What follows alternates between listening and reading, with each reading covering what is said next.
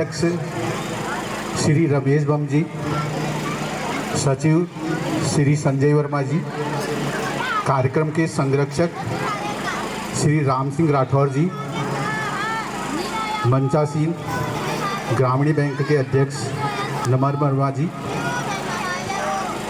मुख्य चिकित्सा अधिकारी doctor Ravi Gupta ji, public school के भट्ट जी व मंचासीन और दर्शक दीर्घा में बैठी समस्त जनता को मैं सातों आठों पर्व की हार्दिक बधाई और शुभकामनाएं देता हूं। आज के इस विशेष दिवस में, शिक्षक दिवस के उपलक्ष्य में, मैं समस्त शिक्षकों को, शिक्षिकाओं को भी हार्दिक शुभकामनाएं देता हूं। मैं विशेषकर उन माताओं को भी यहाँ पर शिक्षक दिवस की शुभकामनाएं देता हूँ, क्योंकि वही एक प्रथम शिक्षक हैं जो बच्चे का लालन पालन कर उसको अच्छी शिक्षा देकर आगे बढ़ाती हैं। मैं उन तमाम लोगों को भी इस शिक्षक दिवस के उपलक्ष्य में हार्दिक बधाई और शुभकामनाएं देता हूँ, जो किसी भी रूप में किसी भी व्यक्ति का जीवन संवारने में अपनी भूमिका निभाते हैं। ऐसे लोगों को भी मैं शिक्षक दिवस के उपलक्ष्य में हार्दिक शुभकामनाएं देता हूं।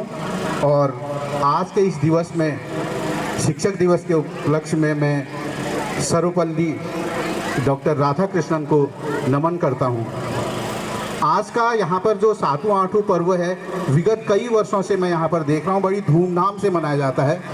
इस प्रकार के पर्वों का एक मुख्य उद्देश्य है, जो हमारे सांस्कृतिक पर्व हैं, सांस्कृतिक धरोहर हैं, ये मुख्य रूप से बुराई पर अच्छाई की विजय को दर्शाता है।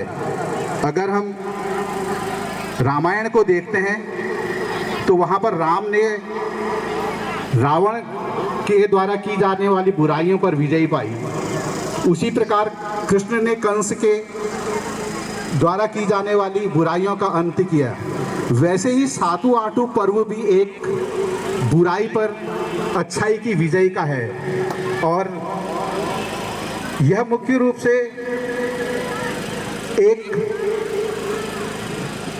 राजा भाट की कथा पर आधारित है, जिसमें राजा भाट के 7 पुत्र और उनकी बहुएं थी, लेकिन जो सबसे छोटी बहू थी उस पर अन्य बहुएं बहुत अत्याचार करती थी,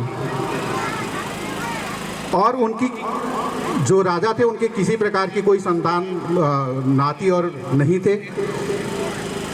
तो एक बार राजा भाट जो है कहीं से आ रहे थे, तो उन्होंने देखा कि रास्ते में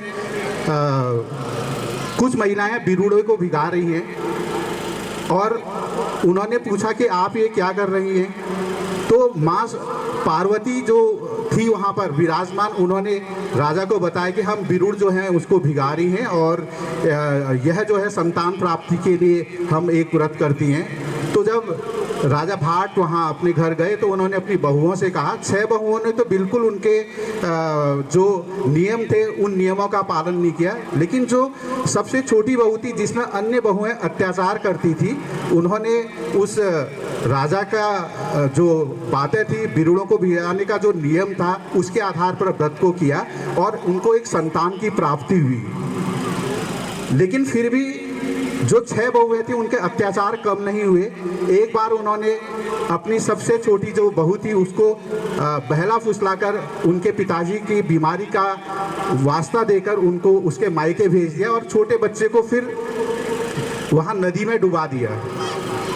तो लेकिन जब छोटी बहू अपने घर पहुंची तो उसने देखा मेरे पिताजी तो बिल्कुल ठीक हैं, तो तब उसको चिंता हुई। उसके लड़की के माँ ने कहा कि आप घर जाओ और मैं आपको सरसों के दाने देती हूँ, और इसको जब आप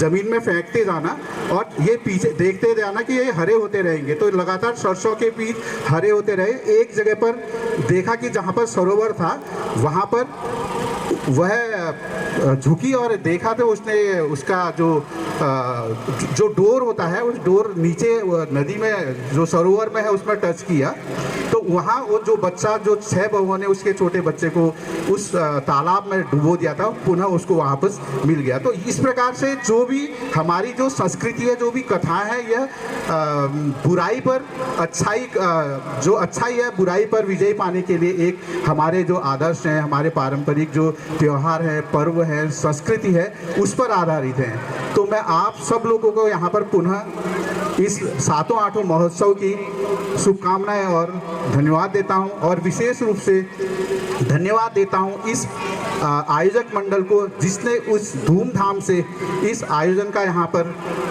आयोजन किया गया है। और मैं पुनः अध्यक्ष रमेश बम जी को व संरक्षक राठौर जी को व सचिव वर्मा जी के साथ इस सारी टीम को मैं यहाँ पर धन्यवाद देता हूँ। धन्यवाद।